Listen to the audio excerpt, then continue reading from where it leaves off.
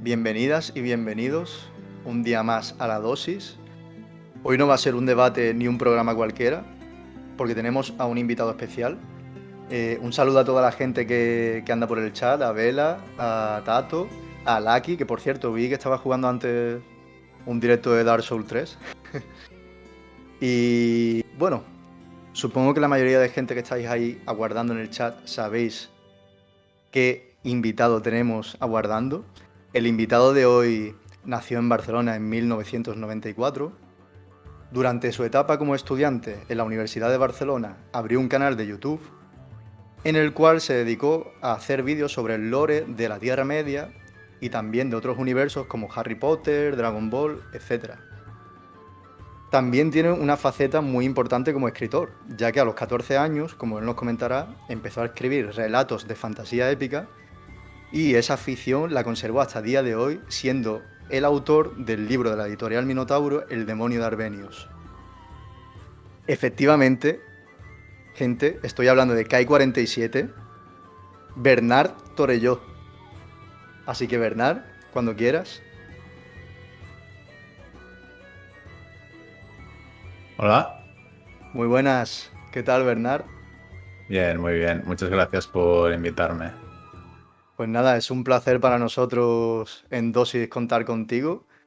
Ya tuvimos, para la gente que no lo haya visto, le invito a verlo, una charla con Eduardo Segura sobre la Tierra Media, en la que profundizamos un poco más sobre la figura de Tolkien en sí. La charla de hoy, en cambio, irá más encauzada por la Tierra Media, las adaptaciones, los libros del propio Tolkien.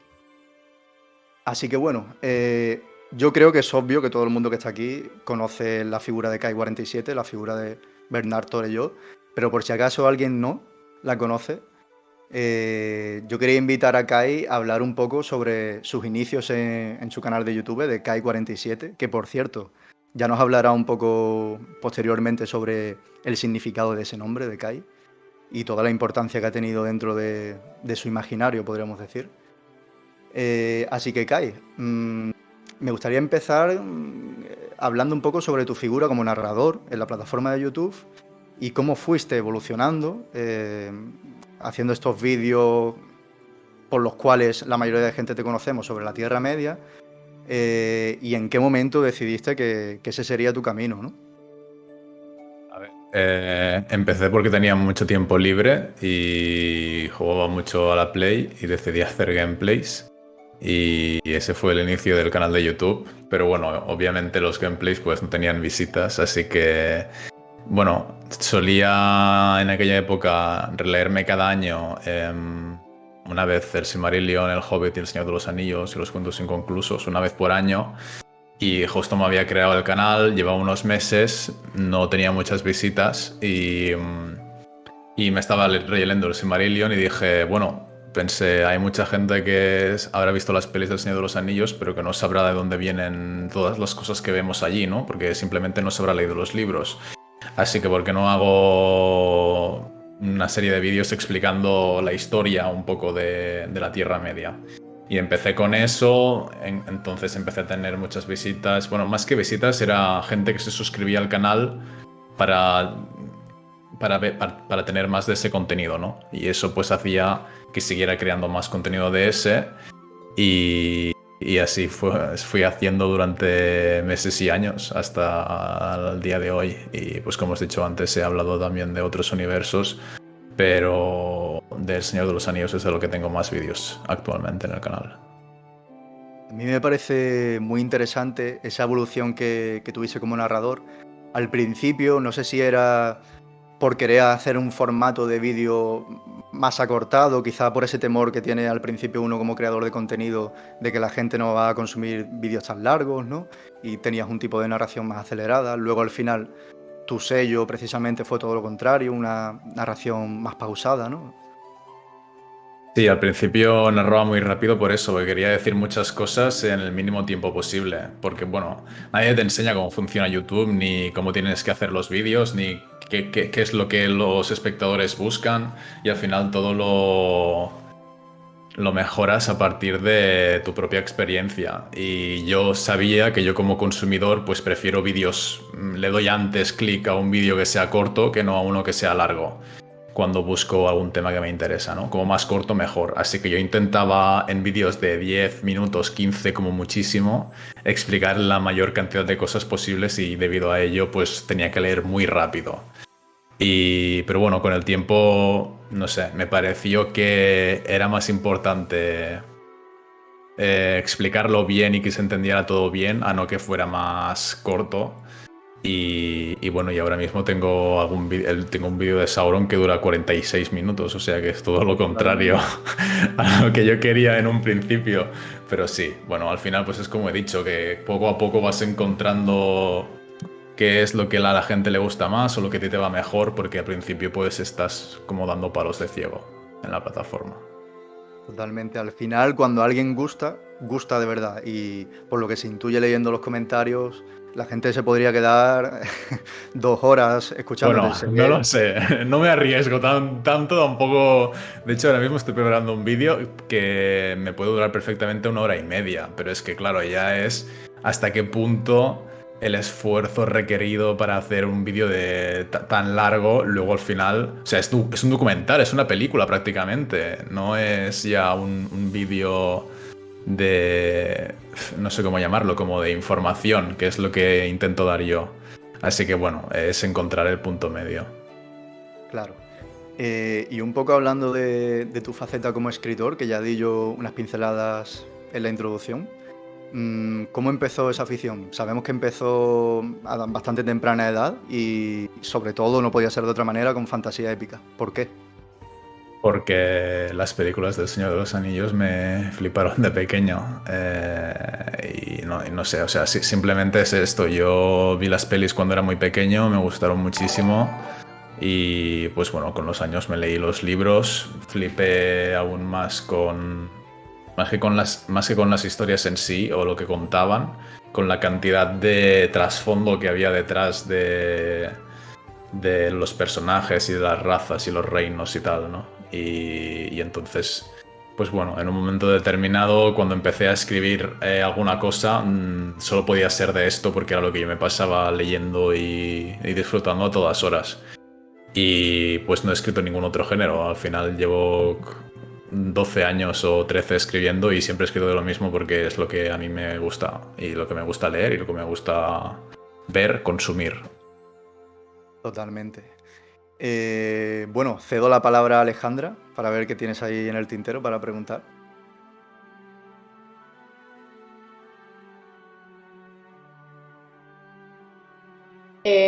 A relación de lo que, bueno, del libro que has publicado, del demonio de los Arbenios, quería preguntarte cómo es ese proceso creativo en el que te sumerges hasta llegar a lo que es el diseño de Kai, del personaje principal. Eh, a ver, te tengo que decir que ese libro lo empecé a pensar en 2011, o sea, se publicó en 2021, 10 años después. No te sabría ser muy matemático y decirte en plan, pues, no sé, primero pensé esto, luego pensé esto, luego pensé esto, porque ha sido una cosa, o sea, ha sido un viaje como de tantos años que ni siquiera yo mismo soy consciente. Al final, el protagonista de mi novela tiene elementos que yo necesitaba para el tipo de novela que yo quería escribir. Por ejemplo, yo cuando empecé a escribir esta novela en 2011 sabía que quería que tuviese mucha acción, porque a mí me gusta mucho la acción en películas o libros. Y por tanto, el protagonista tenía que ser un guerrero, no podía ser, no lo sé, un escriba, ¿sabes? No podía ser un monje. A ver, podía serlo, pero entonces el abanico de posibilidades que tú como autor tienes es mucho más pequeño, ¿no? Entonces ya algunas características estaban determinadas por lo que yo quería que sucediera en la historia. Y otras características, pues, no sé, intentar hacerlo más creíble o lo más humano posible, ¿no? Lo más... eh, que a mí como autor me convenga que sea de esta forma, pero que al mismo tiempo sea que como lector te pueda parecer verídico que el personaje actúe de esta forma. No sé. No sé si te respondió la pregunta, pero bueno, es que tampoco, ya te digo, es muy complejo. Cuando nos visitó Eduardo Segura, que es uno de los mayores expertos en Tolkien de nuestro país, estuvimos hablando bastante de cómo se le ve el plumero a Tolkien respecto a su figura de filólogo al escribir el libro, ¿no? Y ese nivel de etimología que tiene con los nombres, Sí, todos tienen su significado. Sabemos que el nombre del protagonista del demonio de Arbenios, que es Kai, precisamente, tiene, tiene un significado detrás bastante interesante que tiene que ver también, lo vas a contar tú, no lo voy a decir yo, con una escritora española muy reconocida, ¿no? sí, con Laura Gallego, que a mí de adolescente o niño, no sé cuántos años tenía cuando leí su primer, o sea, el primer libro que leí de ella, que creo que fue Memorias de Idún, creo que tenía 11 o algo así, y me gustó mucho y desde ahí pues me leí, no sé cuántos me leí, a lo mejor 10, que ahora mismo 10 a lo mejor son pocos, pero en ese momento eran muchos, porque claro, escribe muchos libros, ¿no? Esta autora y ahora mismo pues no sé cuántos tendrá, a lo mejor tiene 30 y entonces 10 es solo una tercera parte, pero en ese momento 10 era casi todo lo que había escrito en el momento. Y entonces había un libro suyo que fue, si no el que más me gustó de todos los que leí en su momento suyos, pues uno de los que más me gustó, que se llama Crónicas de la Torre, que tiene, bueno, el protagonista es una chica, se llama Dana, pero luego hay como otro protagonista que es chico que se llama Kai y realmente, o sea, me lo leí hace tantísimos años por primera vez que no recuerdo la sensación que tuve, solo recuerdo que me gustó mucho el personaje y el nombre y entonces pues yo que cuando era un chaval le escribía cartas. Esto creo que aún se puede hacer, que aún se le pueden escribir cartas porque tiene un ¿cómo se llama esto? Un apartado de correos donde la gente le puede escribir cartas. Y yo le escribí múltiples cartas y en una de ellas le dije, si alguna vez escribo yo un libro, ¿me prestarías el nombre de Kai para que se lo pusiera a un personaje? Esto no sé cuántos años tendría yo. Bueno, ya escribía, así que me imagino que debería tener eso, pues 14, 15, 16 como mucho. Y me respondió diciéndome que sí. Así que bueno, pues aquí está mi primera novela y a uno de los personajes le he puesto ese nombre. ¿Quién lo diría, eh? Increíble las vueltas que da la vida, Sí, ¿eh? sí, sí. Yo la verdad que siguiendo, digamos, la trama de tus vídeos, que ibas comentando poco a poco algo sobre tu libro, pero no demasiado, ¿no? Era como que nunca dabas suficiente información o lo dejabas entrever, bueno, ya veré si lo envío o si me contestan, tal, y de repente fue como que un día, ¡boom!, estalló esa Ya. bomba y toda la información de repente. Ya, sí, sí. Bueno, fue un poco, o sea, yo quería ese efecto, ¿no? Yo quería que todos mis suscriptores supieran que yo escribía un libro y que cuando lo publicara, pues que lo supieran. Pero nunca llegué a hacer tampoco vídeos, bueno, como dices tú, ¿no? Vídeos concretos hablando de yo, gente de YouTube, estoy haciendo un libro y se va a publicar en algún momento, estad atentos, no. Entonces se formó como esta especie de leyenda urbana en el canal de que como que todo el mundo sabía o mucha gente sabía que estaba escribiendo un libro, pero nadie sabía absolutamente nada del libro. Era muy, o sea, la verdad es que lo hice sin querer, pero queriendo no lo podría haber hecho mejor, porque luego cuando salió la noticia, pues, como tú has dicho, fue un boom, ¿no? Y la recepción de la gente fue genial. Así que más contento imposible. Estaba pensando ahora mismo que casi me recuerda al nivel de marketing de la serie del Señor de los Anillos. No Mucho me digas secretismo. eso. No, en mi defensa diré que no decía nada porque no era nada seguro. O sea, porque yo no sabía si se iba a publicar, si no, si me lo iba a publicar Minotauro o otra editorial, ni cuándo se iba a publicar, ni no sé, no sabía nada. Y en consecuencia no quería decir nada tampoco porque, no sé, era no sé, tentar la suerte, ¿no? O sea, bueno. Dice Nachete, yo los tengo también, me imagino que se refiere a los libros de Laura Gallego y José AVS. Yo me lo releí hace poco. Yo precisamente tengo que decir para zanjar el tema que, que Crónicas de la Torre me lo leí en taller de lectura, una asignatura del instituto, de primero de la ESO. Así que y sí, también me llamó mucho la atención. Recuerdo que era un poco minimalista al principio respecto a personajes, porque creo que solo Sí. estaba Kai Es que y la solo protagonista. creo que en todo el primer libro solo hay 4 personajes. Sí, sí.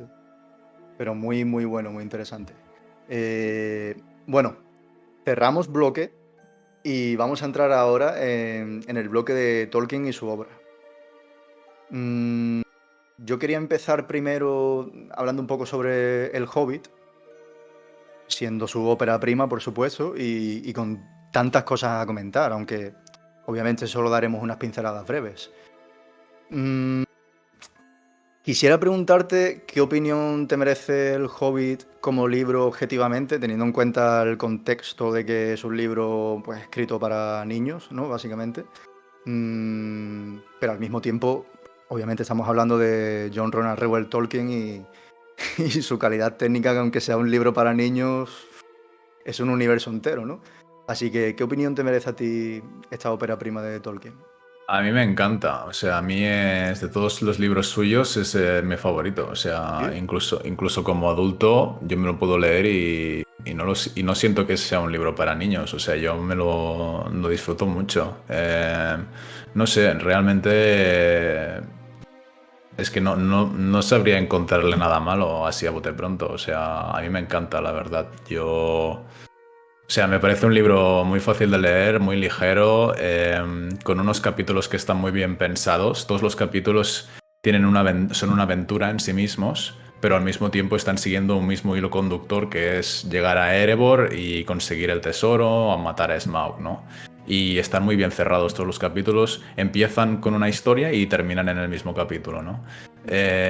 Los personajes también. Sí que es verdad que, por ejemplo, creo que sobran enanos, porque hay 13 enanos, de los cuales prácticamente la mitad ni se mencionan, o solo se mencionan para hacer reír con los nombres rimbombantes, ¿no? Y ahí estaban Ori, Dori, Nori, Oin y Oi y Gloin caminando por el valle, que es un poco en plan, no sé. Y de los otros, y de la otra mitad de la compañía, a lo mejor Gloin aparece un momento porque es el que enciende el fuego y Philly aparece un momento porque en el Bosque Negro coge un bote, ¿no? Lanza una piedra porque como es muy joven, tiene vista aguda y lanza una piedra y consigue darle a un bote. O sea, estas son sus intervenciones. Yo creo que en lugar de haber 13 enanos, con que hubiera, no sé, 4, el desarrollo de personajes habría sido mucho mejor. Pero salvo por esto, no sé, a mí me encanta, la verdad. Totalmente. Yo no sé qué opinarás tú, Alejandra. ¿Lo pondrías también al nivel del Señor de los Anillos en cuanto a gusto personal, me refiero, por supuesto, no técnicamente?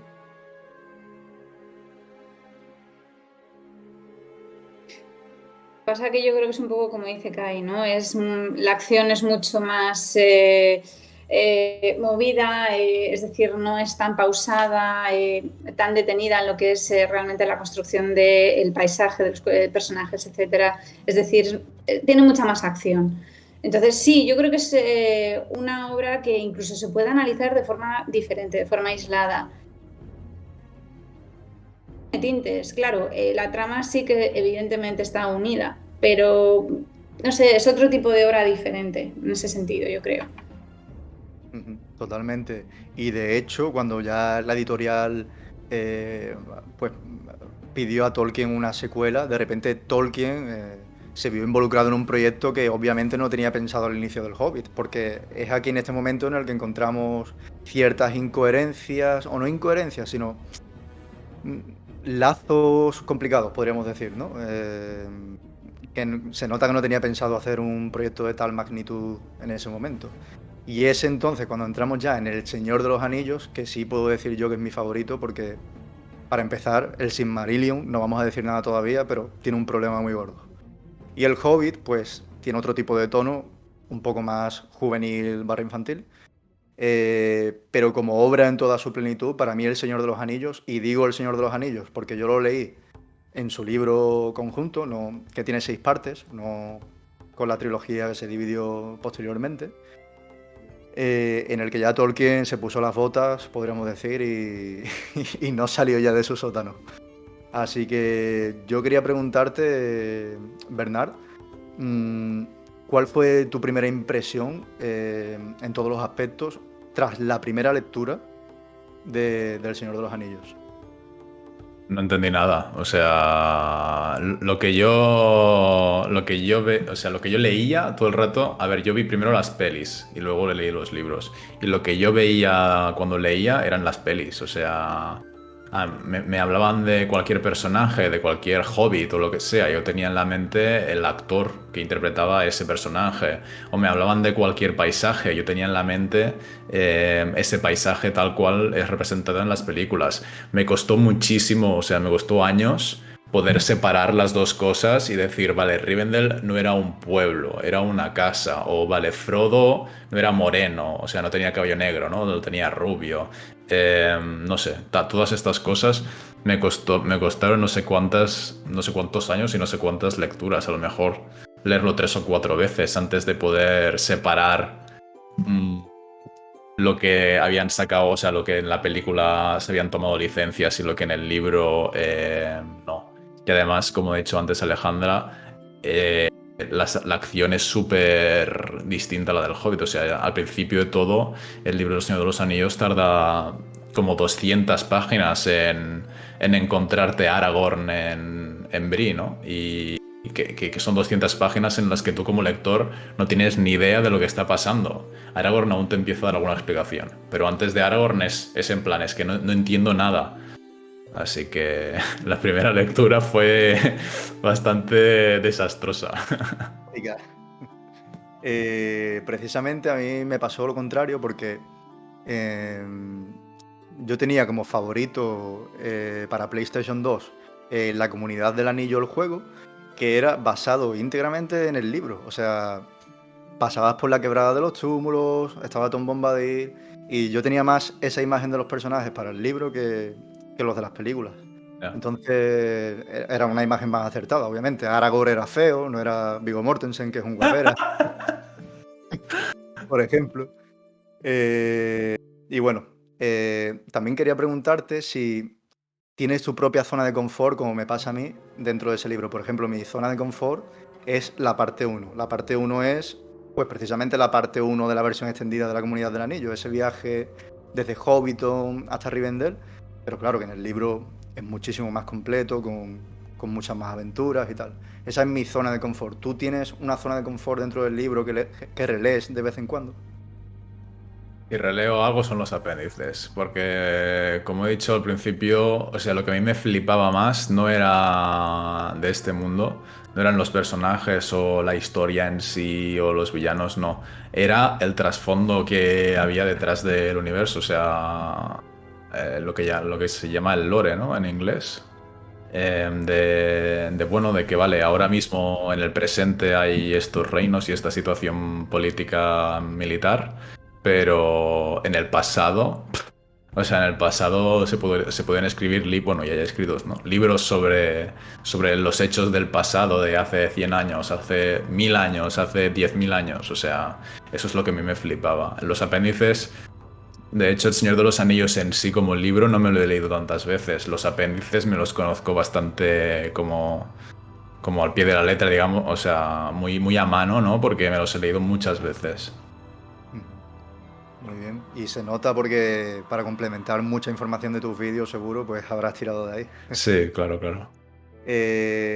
Yo quería dar paso a Alejandra para hablar un poco de las influencias que hay detrás de este libro, de esta magna obra, para hablar un poco de sagas nórdicas y mitologías como Beowulf. Así que, Alejandra, cuando quieras. Preguntarte, tú como experto en el sentido de que estás siempre tocando los temas a la hora de preparártelos, etcétera, ¿sí has tenido la ocasión de acercarte al mundo Beowulf? Aunque sea un poco por la película, aunque tiene sus diferencias, por supuesto, pero bueno, si has podido acercarte a ella, al Anillo de los Nibelungos, un poco para poder comparar historias. Si ves, por ejemplo, con respecto al Anillo de los Nibelungos, algún parangón en Siegfried con algún personaje que pueda estar haciendo o que pueda estar construyendo Tolkien. No sé cómo ha sido a lo mejor tu acercamiento a ese mundo, si has tenido oportunidad o no. A ver, oportunidad supongo que sí que tenemos, ¿no? Porque al final es lo que nosotros queramos hacer con nuestro tiempo y con nuestro dinero. Si quisiera invertir en eso, pues sí que podría. Pero no, o sea, con mis 26 años nunca me he leído Beowulf ni El Anillo de los Nibelungos y tampoco he visto la película de Beowulf, que de hecho creo que es animada, ¿no? No es de personas, creo. Bueno, no lo sé. Vale. Y, y, y sí que es lo poco que sé es de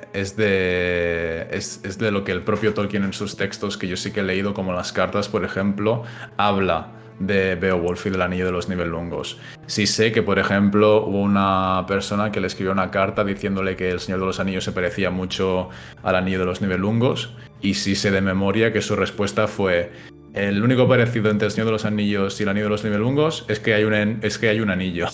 Dice, todo lo demás no es parecido. Así que, bueno, no sé, yo ni siquiera sé lo que es el Anillo de los Nibelungos, la verdad no sé si es un poema, si es un libro, no sé si se hizo en el siglo XIX o en el IX, no tengo ni idea.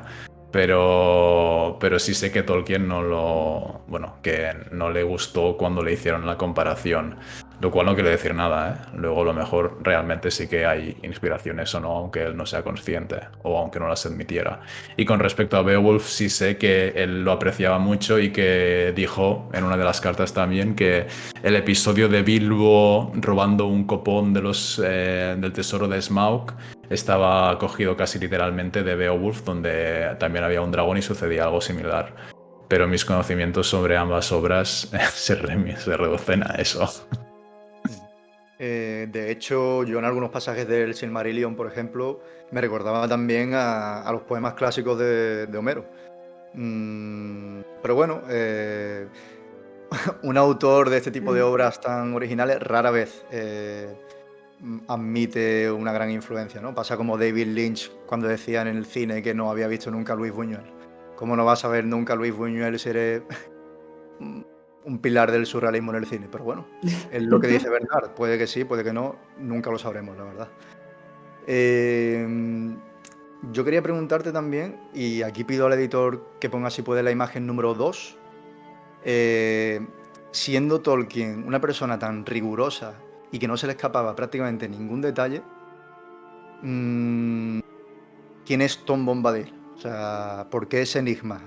Yo sé que tú lo explicas en un vídeo dentro de todas las posibilidades e información que tenemos, pero para la gente que nos está viendo, ¿por qué está ahí Tom Bombadil y no tiene gran explicación para ello? O sea, Tom Bombadil era un personaje que había creado Tolkien de forma independiente al Señor de los Anillos, bueno, al Señor de los Anillos, a la Tierra Media. Y bueno, y al final de Tolkien hay escritos otros libros aparte, o sea, publicados, perdón, otros libros aparte del Hobbit y el Señor de los Anillos que no tienen nada que ver, como son La hoja de Nigel o Egidio Granjero de Ham. Y pues bueno, Tom Bombadil era un personaje de estos que él había inventado y luego que cuando estaba escribiendo El Señor de los Anillos, sin que tuviera ninguna razón de ser, pues lo quiso poner allí y lo puso. Y ya está, eso es todo, o sea, no hay más explicación aparte de esto. Vaya, nada. Lo que pasa es que, claro, si yo en mi vídeo, si la gente no para de preguntar, ¿no? Y de insistir, porque la gente es como muy tiquismiquis, quiere que todo tenga coherencia y que todo esté conectado. Entonces, si en la Tierra Media todo tiene un sentido, si sabemos de dónde viene todo, entonces, ¿qué es Tom Bombadil? ¿Cuál es el sentido de que el anillo no le afecte? ¿Cómo es que es tan poderoso? Etcétera. Y entonces la explicación, o sea, la explicación que daba Tolkien es nada, que Tom Bombadil es para él, cuando él lo creó el espíritu de Berkshire y el espíritu del bosque o alguna cosa así. Bueno, no me acuerdo muy bien, pero era el espíritu como de alguna zona de Inglaterra boscosa y tal, de lo que a él le gustaba. Pero bueno, si tuviéramos que buscarle un sentido, para mí es un Maiar. Pero bueno, porque es lo único que hay. Tampoco hay como muchas opciones. Así que... Pero la respuesta es que no tiene nada, no tiene una lógica. Tolkien no la pensó. simplemente es un personaje externo. Sí, bueno, yo también quiero pensar que era un Maiar, así un poco del estilo de, pues como pudiera vivir Radagast en la Tierra Media, pasando de todo y viviendo a su bola, ¿no? Pero Sí, bueno, sí. en la imagen que hemos visto en pantalla, pertenece al videojuego de la Comunidad del Anillo y sale junto a Valla de Oro, que es también otro gran enigma, junto a Tom Bombadil. Así que bueno, te quería preguntar antes de darle la palabra a Alejandra sobre personajes que tienes gran consideración en el libro y otros que prácticamente hasta desecharías del mismo. Tom Bombadil, ¿qué aporta Tom Bombadil? Ya ves. A ver, no sé, como personaje, el personaje que para mí es más importante es Gandalf, porque Gandalf es el que lo hace todo, el que organiza toda la defensa contra Sauron constantemente, al que ayuda a todos en todos los niveles, a nivel físico, a nivel psicológico, o sea, es el que lo hace todo. Sin Gandalf, bueno, de hecho hay una frase de Aragorn en El Retorno del Rey que lo dice, en plan, sin Gandalf hace tiempo que habríamos todos perdido, o sea que Sauron nos habría conquistado. Así que para mí el más, o sea, el imprescindible, digamos, es Gandalf. Sí que es verdad que, claro, El Señor de los Anillos precisamente es un libro que se le da importancia a lo que la gente corriente puede llegar a hacer, ¿no? Como sería el caso de los hobbits, o sea, de la importancia de los pequeños y de los pequeños actos. Así que, pues obviamente los hobbits también son una parte esencial de la obra. Pero también, pues claro, es un mundo súper grande y hay muchísimos personajes secundarios, aparte de Tom Bombadil, que probablemente, no sé, tampoco están aportando mucho, pero no me quiero meter con ninguno directamente. Y hay algunos que el propio Peter Jackson pues no tuvo en estima, aunque a mí me puedan gustar. Por ejemplo, Beregond, ¿no? Por decir alguno, Minas Sí. Tirith. Pero sí. Bueno, yo quería comentarte una cosa que hablamos con Eduardo Segura y a ver qué opinas tú, porque para tú como fan de la fantasía épica, pues estuvimos debatiendo con Eduardo Segura de que para él no merece que Tolkien se encuentre en estanterías pues con Lewis, por ejemplo, con C.S. Lewis, en fantasía épica, sino que para él debería pues considerarse mitología al lado de Homero, precisamente. No sé qué opinas tú respecto a ello.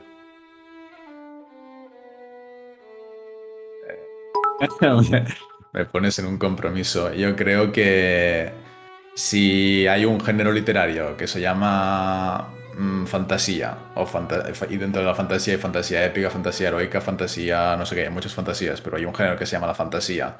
Y el padre de este, o sea, la primera novela que hay de este género es Tolkien, pues obviamente tiene que estar con otras novelas de fantasía, porque al Señor de los Anillos no se la considera una novela mitológica, se la considera una novela de fantasía. El Silmarillion, por ejemplo, sí que yo creo que es mucho más de mitología. El Silmarillion, pues bueno, quizás sí, pero también tiene cierto sentido que en las librerías las estanterías estén ordenadas por... O sea, que los libros de una misma saga estén ordenados juntos, ¿no? Entonces, si el Señor de los Anillos es fantasía, se entiende que el Silmarillion también esté dentro de la fantasía, o puesto al lado del Señor de los Anillos que está en la sección de fantasía. Yo no lo veo mal. Supongo que a Eduardo, bueno, no lo sé, porque solo he hablado una vez con él y tampoco tengo confianza, pero me imagino que al igual que Tolkien, pues no le deben de gustar mucho los cuentos de Narnia y quizá por eso puso ese ejemplo, pero no lo sé, la verdad. Yo creo que con fantasía está bien simplemente por esto, porque hay un género que tiene este nombre y que no sé si que Tolkien lo inventó es correcto decirlo, pero sí que su obra es como la fundamental, es como el padre. Entonces tiene todo el sentido del mundo que esté allí puesto. Bueno, pues opiniones discrepantes, algún día cara a cara. Eh, Gracias Pedro Gea y Alex Pong por seguirnos. Y comenta Tato, si algo me ha enseñado mi novia sobre Tolkien es que tenía un motivo para todo, por lo que Tom Bombadil estaba ahí por alguna razón. Bueno, es lo que comentábamos, puede que sí, puede que no, puede ser un guiño, es que realmente nunca lo sabremos. Ah, que Alefón nos ha donado. ¿Sí? Qué grande, muchísimas gracias, Alefón. La verdad que se agradecen muchísimo este tipo de cosas y sobre todo a quien se lo pueda permitir. Que nadie done, por favor, si no se lo puede permitir, pero todo el mundo que se lo pueda permitir, la verdad que muchísimas gracias porque ayudáis a crecer muchísimo el proyecto. Así que mil gracias, Alefón. Bueno, yo quería darle la palabra a Alejandra para cerrar ya el tema del Señor de los Anillos como obra, por si tienes más preguntas en el tintero.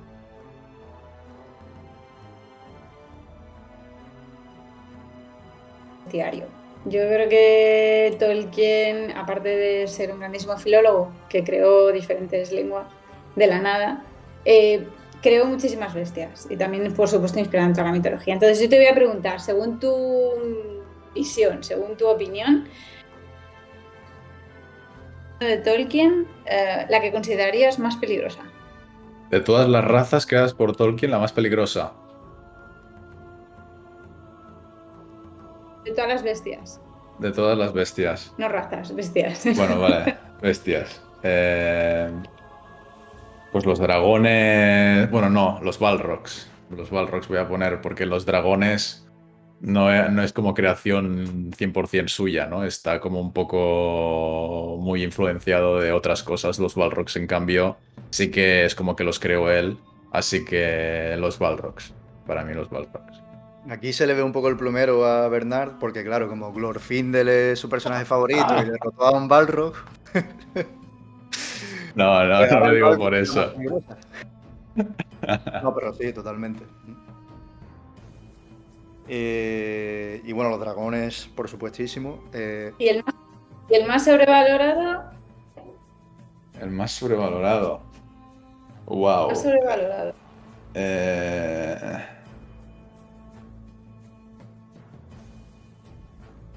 Los Balrogs, quizás.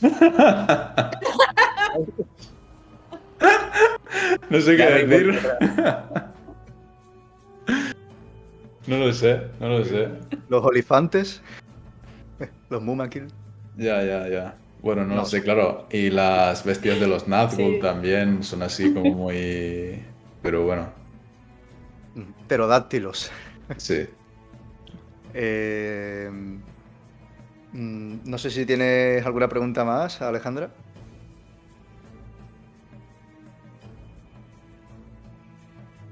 ¿No?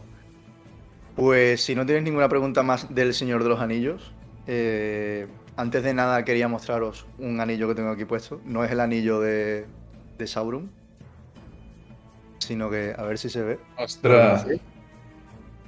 Sí, se ve. Bueno, este anillo, que es el anillo de Barahir, bajo mi opinión representa todo lo que es el Silmarillion, porque cuando vemos el anillo de Barahir, o como lo conoceremos la mayoría de gente, el anillo de Aragorn en las películas, pues valga la redundancia, en las películas, pues no sabemos todo ese significado que tiene detrás, ¿no? Hay que leer una obra tan grande, la magna obra de Tolkien como el Silmarillion, para descubrir este secreto que hay detrás del anillo, dónde empezó todo, y así con todos los casos de ramas de familias, la historia de todos los personajes, sus antecedentes, la historia de la Tierra Media, todo. El Silmarillion, para quien no lo sepa, es el inicio de todo el imaginario de Tolkien y, como decía Bernard anteriormente, toda la mitología que hay detrás de la Tierra Media. ¿Cuál es el problema? Y es con lo que quiero empezar a preguntarte, Bernard. ¿Qué sensación te produce al leer una obra como el Silmarillion cuando eres consciente de que esa línea concretamente, aunque tú precisamente sabes cuáles sí y cuáles no, de manera más diferenciada, no son realmente de John Ronald Reuel, sino de su hijo Christopher? ¿Cuál es tu sensación leyendo el Silmarillion? De pena, quizá, porque era la obra de este señor y a pesar de que se dedicó a ella durante 50 o 60 años de su vida, pues no pudo verla publicada. Pero hay mucha gente, yo a lo largo de mis años como como youtuber que me he encontrado mensajes de gente criticando a Christopher por su trabajo. Christopher, el hijo de Tolkien, y no es criticable. O sea, Christopher se encontró con su padre que acababa de morir y que le había legado la responsabilidad de publicar un libro que él no había podido terminar. O sea, esto es súper bestia y por tanto, pues bueno, el Silmarillion publicado tal y como nosotros lo tenemos no es la versión que Tolkien hubiera querido, no lo es. Pero bueno, es lo que tenemos, porque Tolkien, por diferentes motivos, pues no pudo terminarlo. Así que, no sé, yo lo que intento hacer entender a la gente es que el Silmarillion, así como el Señor de los Anillos, lo que se dice en el Señor de los Anillos va a misa, o sea, es 100% canónico, digamos. Lo del Silmarillion no. Lo del Silmarillion, pues hay muchas cosas que sí, y hay muchas cosas que no. O que relativamente, pero no del todo. Y, bueno, si uno quiere estudiar pues a fondo la historia de la Tierra Media y el trabajo de Tolkien, tiene que ser consciente de ello y de que, pues eso, el Silmarillion publicado no es, no sé, ni al 60% lo que Tolkien quería, tal y como él lo quería, digamos. Obviamente todo lo que hay o casi todo lo escribió él, pero en periodos muy distintos de su vida. Totalmente. Yo siempre tengo la misma sensación, por supuesto. Hay muchísima gente que es su libro favorito de Tolkien y sin embargo, pues no es ni un cuarto ni la mitad de lo que podría haber sido. O sea que realmente no somos conscientes de la obra que podría haber salido de ahí si Tolkien la hubiera concluido, ¿no? Yo le voy a pedir al editor si puede poner la imagen 3 para que veamos distintos pasajes del libro, que de hecho pueden servir también para refrescar la memoria acá y para el quiz final, algunos, aunque no haga falta. Esta imagen en concreto, creo que el ilustrador se llama Ted Nasmith.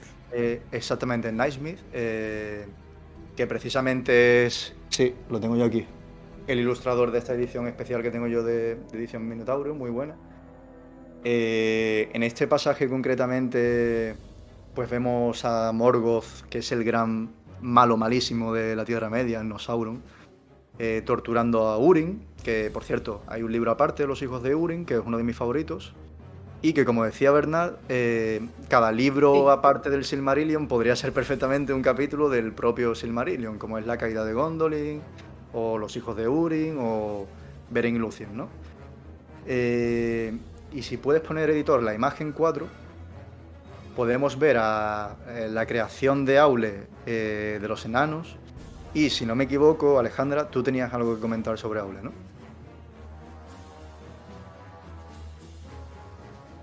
Revisionando algunos de los vídeos que habías hecho concretamente de Sauron, me acuerdo que vi un comentario que me llamó muchísimo la atención, que fue precisamente que qué pasa con Aule, que todos sus discípulos le salen rana, como es por ejemplo Saruman y Sauron. ¿Qué le pasaba a ese hombre? Recursos humanos no funcionaban en el caso de Aule.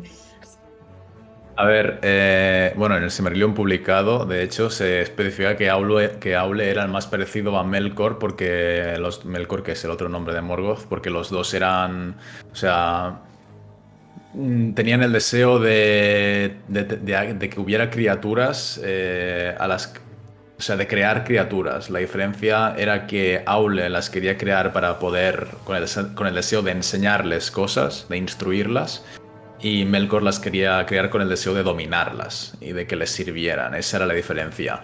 Pero que ambos siempre habían sido muy parecidos en cuanto también a poderes, aunque Aule, pues bueno, estaba un poco por debajo de él en cuanto a poderes. Y sí que es verdad que Saruman y Sauron pertenecían los dos a la casa de Aule, digamos, pero ya está, tampoco hay nada más. Pero bueno, no hay ninguna explicación. Simplemente, pues bueno, es curioso. Y ya está. A mí me recuerda a Obi-Wan un poco, A Obi-Wan, ¿por qué? por sus discípulos. Ah, bueno. Pero bueno, no creo que el pobre Aule tuviera culpa. Pero si puede poner la siguiente imagen el editor para que sigamos viendo. Bueno, ese es un pasaje muy importante porque todo parece en calma, pero no sé si Bernard y Alejandra saben lo que estaba a punto de pasar en ese preciso momento, que se Sí. trata de el chivatazo de... no recuerdo cómo se llamaba el elfo en ese momento. Gorlim el desdichado es su nombre. El chivatazo, pues que produjo en consecuencia la muerte de Barahir y por los pelos se libró Beren que se encontraba en una misión independientemente, si no me equivoco. Sí. Bueno, todas estas imágenes que estamos viendo son distintos pasajes que queremos dar a entender a la gente de lo vasto y denso que es el Silmarillion, que básicamente cada capítulo es un libro. Comienza con la creación mitológica con Ilúvatar, que es Dios, digamos, en este universo, y todos sus Valar y los Maiar, y continúa con la primera edad y la segunda edad. Y ya la tercera edad sabemos que es donde concretamente ocurren los episodios del Hobbit y del Señor de los Anillos. Dentro del Silmarillion, que fue la primera raza, tienen mucho protagonismo los elfos. ¿Cuál sería un top, podríamos decir, quizá 3? Un top 3 para ti de elfos en el Silmarillion, Bernard. ¿Más me gusten o que sean más importantes o que sean más poderosos? Vamos a hablar de gustos subjetivos. Finrod Felagund, señor de Nargothrond, es mi favorito. Y luego de Finrod, pues Thingol, el rey Thingol, y Círdan, carpintero de barcos. Y Círdan también. Mm. Es curioso que ¿Por tampoco qué? hay tanta información, ¿no? Bueno, porque me gustan los Sindar, porque me ha pillado de ellos, porque los abandonaron. Son los elfos que se quedaron en Beleriand atrás y los Valar los abandonaron y los otros elfos los abandonaron y sus parientes también los abandonaron y nadie pensó nunca en ellos y los dejaron ahí tirados y es en plan, joder, pobre gente, esta que se quedó ahí atrás, ¿sabes? Que nadie más nunca pensó en ellos ni se preocupó en llevarles a Valinor o en preguntarles si querían quedarse allí. A mí me recuerda un poco, es el segundo paralelismo que meto ya con Star Wars, pero me recuerda un poco Feanor, que es uno de mis favoritos, a la figura de Anakin, ¿no? Con ese binomio entre el bien y el mal, siempre de repente es bueno, luego otra vez no. No Pero sé. bueno, es que hay tantísimos elfos. Bueno, Gil-galad, que sale 3 segundos en las pelis y creo que solo era en la versión extendida. Sí. Hay muchísimos. O sea, los elfos son los que llevan la voz cantante en el Silmarillion. Beleg también me gusta bastante en el capítulo de Urin. Y por cierto, no sé si fue cosa de Tolkien que en los nombres de capítulos te spoileaba completamente lo que iba a ocurrir. La muerte de tal. Sí, pero sí, bueno, supongo que cuando te lees el libro por primera vez no te das cuenta, pero en los primeros capítulos continuamente te está diciendo, pues yo qué sé, Turgon, que nació en Valinor no sé qué, y que luego sería señor de Gondolin. O Gothmog mató a Feanor, que luego sería asesinado por Ecthelion en Gondolin, ¿sabes? O sea, continuamente te está haciendo spoilers de lo que pasará luego, solo que cuando lo lees por primera vez dices en plan... ¿Cómo? En plan, Ecthelion, ¿quién coño es este? O sea, Gondolin, ¿qué es esto? ¿Sabes? Porque aún no has llegado a la fundación de Gondolin. Claro. Pero cuando ya lo lees por segunda vez es en plan, tío, es que en los primeros capítulos, la mitad de cada capítulo son spoilers de lo que pasará en los siguientes. Sí, es como que no le da tanta importancia a la intriga de la trama como pudiera darla. Bueno, porque no es como un libro normal de literatura para entretener al lector. Yo creo es más, pues como decía el gran Eduardo Segura, una mitología, ¿no? Al final,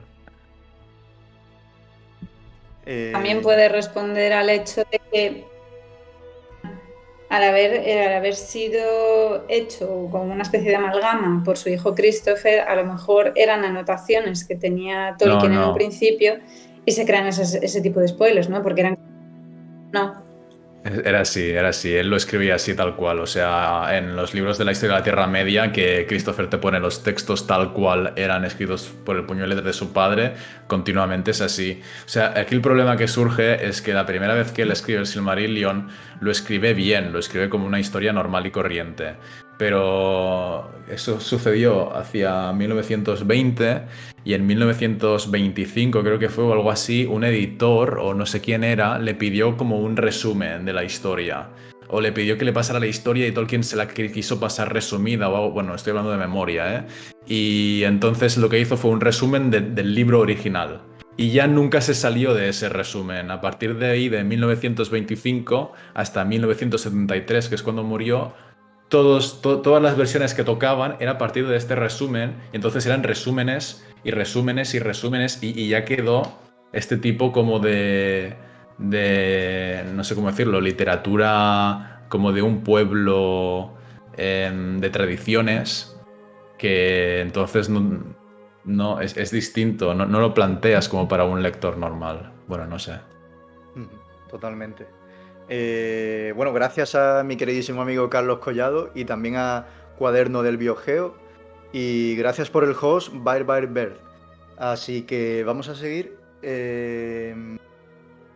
Bueno, quería terminar con el tema de las batallas, porque si alguien no ha leído el Silmarillion, las mejores batallas se encuentran ahí. Y queda aquí la pregunta de si las veremos o no en la serie.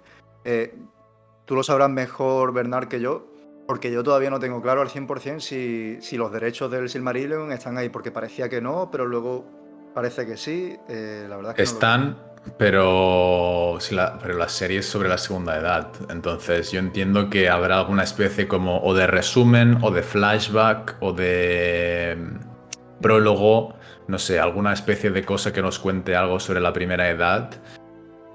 Y a lo mejor hay alguna pincelada de alguna batalla o alguna guerra, pero tiene que ser muy rápido. O sea, yo me lo imagino algo como lo de la última alianza en la Comunidad del Anillo de Peter Jackson. O sea, una cosa así como una pincelada que en 5 minutos explicas algo muy grande y ya está. Porque es que si la serie es de la segunda edad, no puede ser que se paren a detallarnos las épicas batallas de la Guerra de las Joyas del Silmarillion. Yo quería añadir un apunte, pero no lo voy a hacer porque en un ratillo vamos a hablar sobre expectativas de la serie. Así que me lo guardo. En cuanto a adaptaciones, que aquí viene algo que nos interesa. Vamos a hablar brevemente sobre El Señor de los Anillos, la trilogía. Vamos a criticar un poco al Hobbit.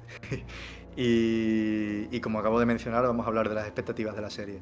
Pero primero, existe un antecedente muy importante, y aquí le pido al editor si puede poner la imagen, de la película animada del Señor de los Anillos, que fue una influencia total. Ya la estamos viendo en pantalla, un fotograma en el que vemos a Gandalf, Frodo y a un muy, muy feo Sam. Hay un vídeo en YouTube que está en inglés que compara perfectamente cada fotograma y te muestra las influencias que tuvo Peter Jackson a la hora de rodarlas. Ejemplo, ¿cómo se llama este hobby de la familia Ganapié? Puede ser, ¿no? Cuando sale en el cumpleaños. Sí, Sí, no sé cómo se llama, pero sí, pues sí. Gordo, sí, algo así. gordo no sé qué, sí. Sí, algo así podía ser. Que la Gordo posición. Bolger, ¿puede ser? No, No, pero son Gordo Bolger distintos, son el libro. distintos. Pero la posición sentado en la fiesta de Sí, Bilbo, la sí. misma. Cuando el Nazgûl por En primera vez. en el árbol, sí. En el árbol, el Balrog también muy influido. Así que yo simplemente quería hacerle mención, me lo recordó Alejandra, que casi se me olvida, porque fue muy importante para la estructura de Peter Jackson en su película. Que por cierto, es la Comunidad del Anillo y las dos torres, si no me equivoco, en Sí. la misma película. Así que bueno, mencionado esto, que por cierto me traumó mucho de pequeño esta película, era así como muy oscura. Es que Vamos no a es hablar para de... niños esa Sí, película. no, Estaba hecha con un efecto digital especial que no me acuerdo cómo se llama, que era los orcos eran personas como sombras y tal. No es para niños. Si yo con 20 años la vi y también me traumé. O sea, si es que parecía de miedo, una peli de miedo. Sí, sí. efectos como se veían, impresionante, vaya.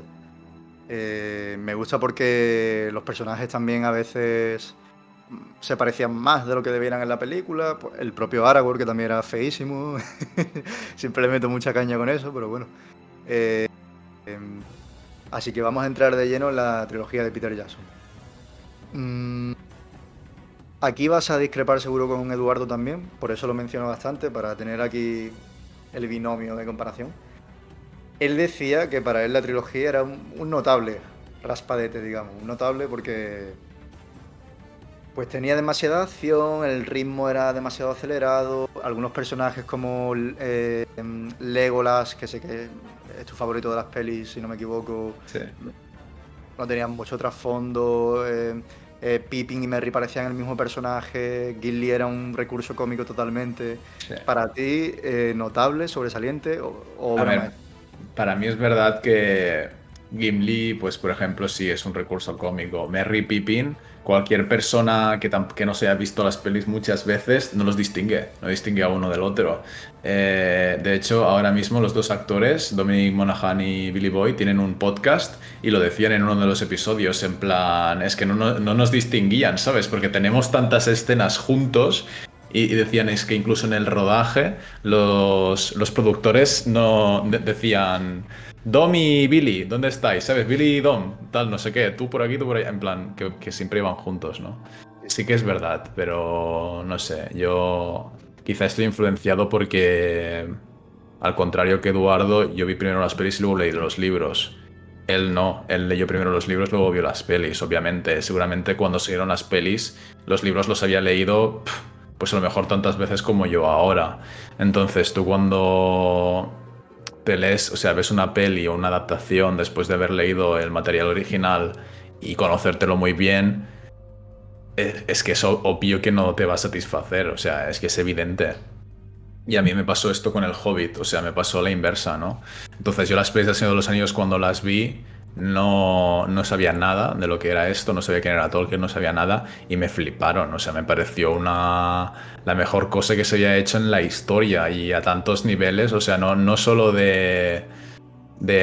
como adaptación de un libro, sino a nivel de vestuario, de cómo habían, de recreación del mundo, de los escenarios, de las armas, las batallas. Era la primera vez que se usaba un programa digital para recrear las batallas donde cada soldado es autónomo entre sí. Era la primera vez que se hacía lo de la captura de movimiento de Gollum. O sea, es que eran tantas cosas que era increíble. La música, o sea, impresionante a todos los niveles. Para mí es las mejores películas que se han hecho nunca. Lo fueron para mí en ese momento hace 20 años y lo siguen siendo ahora. Pero entiendo que para Eduardo o cualquier otra persona que se hubiera leído los libros varias veces y luego durante años y luego hubiera visto las pelis, que se sintieran decepcionados en ciertos aspectos. O sea, entiendo que lo de Gimli pueda llegar a herir, porque es que, a ver, no sé, le faltan un poco el respeto al personaje, la verdad. Pero bueno, o sea, se entiende que Peter Jackson lo hiciera, ¿no? Porque pues en el abismo de Helm, que tienes ahí toda la tensión, necesitas a un personaje que te haga reír. Pero bueno, no sé. Sí. Hay distintos niveles. El nivel más bajo rastero sería, ¿recordáis la imagen que hemos visto del Silmarillion que sale Urin frente a Melkor? Mientras lo tortura, pues ahí debería ir el nivel inferior, que es la gente que no ve El Señor de los Anillos por prejuicio. No que no le gusta, sino que no lo ve porque no me gustan las películas de dragones y fantasía. Ahí está el nivel tortura de Melkor. Y luego, siguiendo, está el nivel Eduardo Segura. Luego está el nivel mío, en el que le pongo un nivel bastante sobresaliente. Y luego está el nivel Jordi Maquiavelo, como yo diría, que es situarla como la mejor película de la historia. Un saludo, Jordi, si ves el vídeo. Pero sí, es muy discutible. La verdad que es una obra en ese momento, como siempre se dice, que se hizo en el momento perfecto, ¿no? De efectos visuales, se trató con muchísimo cariño, la producción. Antes de pasarle la palabra a Alejandra, quería preguntarte, que ya lo hemos tocado un poco ahora mismo, ¿qué te parecen las diferencias, que en algunos de ellos es bastante notable, entre los personajes en el libro y en la película? A ver, en mi opinión, Legolas mejora en las pelis. En las pelis es el puto amo, en los libros, no sé, es un poco como que está por estar, ¿sabes? O sea, es el que menos hace. Gimli en las pelis, pues eso, es un poco el recurso cómico, no sé. Mm, a ver, realmente tampoco me disgusta tanto Gimli, pero Gandalf creo que en las pelis pierde, creo que en los libros, o sea, porque en los libros Gandalf lo hace todo, lo salva todo, y en las pelis algunas de las cosas que hace Gandalf en los libros se las ponen a Aragorn, porque Aragorn es el protagonista, es el guapo, tal, es el que también tiene que salvar un poco el día, ¿no? Y hay cosas que las hace él en las pelis cuando en realidad las hacía Gandalf en los libros. Entonces, bueno, Gandalf yo creo que pierde, Aragorn gana en las pelis. Así que bueno, no sé, yo me quedaría con algunos de uno y con otros de otro, ¿sabes?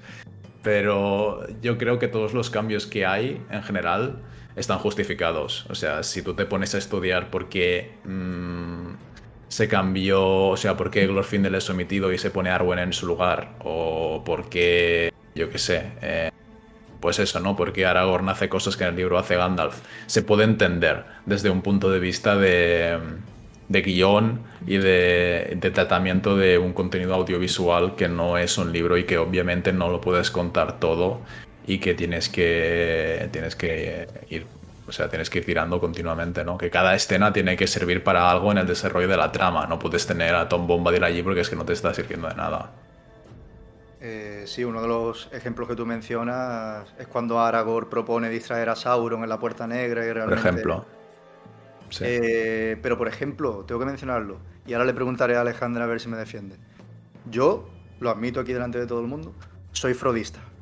Soy frodista. Todo el mundo le mete muchísima caña a Frodo. Y para mí, desde la perspectiva del libro, por supuesto, y también empatizando un poco en las pelis, es un gran personaje. En el libro, repito, se ve más claramente, porque en el libro se ve que es más inteligente, bueno, habla con los elfos, eh, es un joven más sabio, podría decirse, más cauteloso. En las películas es así, siempre con esa cara de inocente, ¿no? De un poco de pusilánime.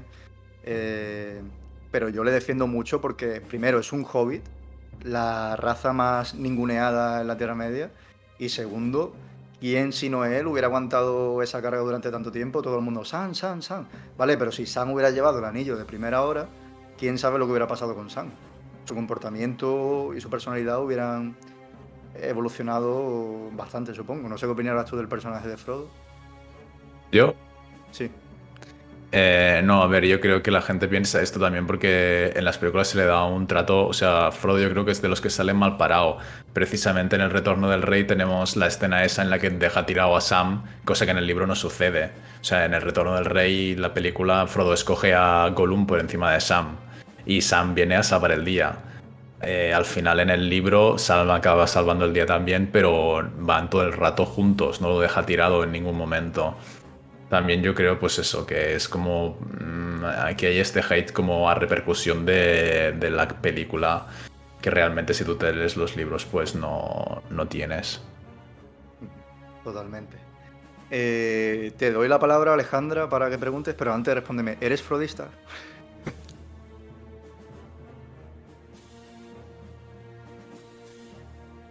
No. Haría así, Iván. Yo diría que soy frodista samista. Yo lo diría así porque creo que es un binomio, como estaba diciendo un poco Kai antes, que llega un momento en que no lo puedes disociar. Entonces, donde uno no llega, se complementa con el otro. Entonces, decir que es frodista, yo también pondría a Sam. Sam creo que es un personaje que es muy castigado en muchos momentos y realmente requiere una importancia que no se le da. No se le da. Pues te doy la palabra, Alejandra, por si tienes alguna pregunta sobre las adaptaciones de la trilogía. Yo creo que más o menos ya les ha contestado un poco Kai porque le íbamos a preguntar qué hubiera metido él o qué hubiera quitado. Ya ha dicho un poco qué personajes ha dicho así un poco por encima. A lo mejor sí has incidido un poco con la diferencia con los personajes según el libro. Y no sé si que te parece, Iván, que pasemos directamente al Hobbit, porque ya ha contestado un poco así lo que teníamos un poco en mente. Perfecto, pues si me permites, empiezo citando a Viggo Mortensen, que realizó una notable crítica a Peter Jackson, una patada en la que decía que no entendía ese cambio con el CGI y que él pues defendía de ultramanera cómo habían grabado en Nueva Zelanda, que también se grabó en Nueva Zelanda, pero bueno, totalmente en parajes naturales El Señor de los Anillos, con maquillaje, con los orcos y el resto de personajes, y no entendía ese cambio de Peter Jackson. Posteriormente Peter Jackson le contestó y le llamó básicamente malagradecido y que le debía a él toda su fama y todo lo que hizo después. Pero te pregunto a ti, Bernard, ¿tenía razón Viggo Mortensen en sus declaraciones? Yo creo que no. Y soy el máximo detractor del Hobbit, ¿eh? Nunca conocerás a alguien más hater que yo de la trilogía del Hobbit. Pero... Bueno, a lo mejor sí que conocerás a alguien, pero...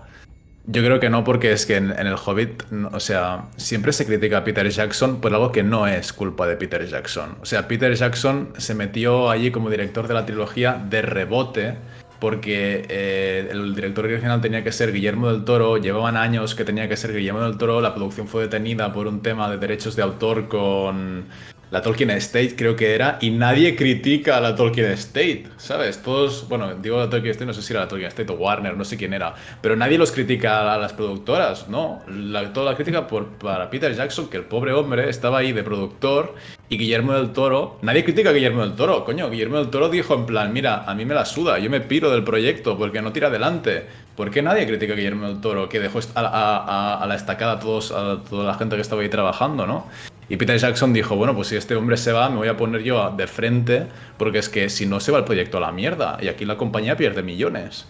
Y se puso él, y en un trabajo que para El Señor de los Anillos realizó, antes lo hemos comentado, creo que estuvo como 5 años o no sé cuánto, buscando las localizaciones, pensando cómo tenían que hacer el guión, luchando por los derechos, pues sea, preparándolo todo, aquí tuvo 11 meses, creo, para poder hacerlo. A lo mejor... Vale, a lo mejor habría sido mejor rodar en un sitio físico, pero es que a lo mejor no había tiempo para buscar el sitio concreto desde el cual poder rodar la batalla de Azanolvízar. A lo mejor no tenían tiempo de encontrarlo, porque eso pues obviamente requiere contratar a más gente para que te busquen la localización de entre Nueva Zelanda, todos los sitios que a lo mejor era más fácil, más barato, menos costoso reproducir un escenario con CGI o yo que sé cómo lo hicieron.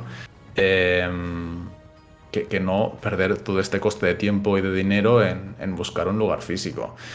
Entonces, no sé, Viggo Mortensen, a pesar de que está casado con una española, creo, y de que vive por aquí en Madrid o no sé qué,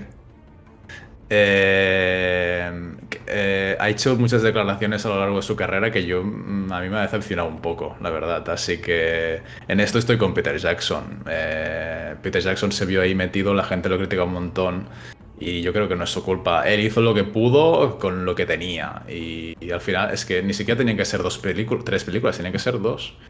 Y la tercera salió a última hora porque es que no había más remedio, porque si no, o sea, la saga tendría más pérdidas que beneficios. O sea, es que al final se vio metido en una cosa que todo el mundo le critica y no es su culpa. Y yo odio esas pelis, ¿eh?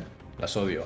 Pero es que no creo que sea. No creo que le podamos echar la culpa a él, o al menos no toda la culpa a él como se le echa. Pero aunque eso lo comparto, y después le pregunto su opinión a Alejandra, ¿por qué, iba a decir conveniencias, pero no sé definirlo realmente, por qué esas invenciones de guión que no vienen Porque a se tenía que cuento? alargar a 3 películas, porque si no había un Pero coste de dinero. el tema Sí, Tauriel, sí, joder, yo soy el primero que lo vi y lo odié, pero no sé. O sea, desde el punto... ¿Qué dices, Alejandra?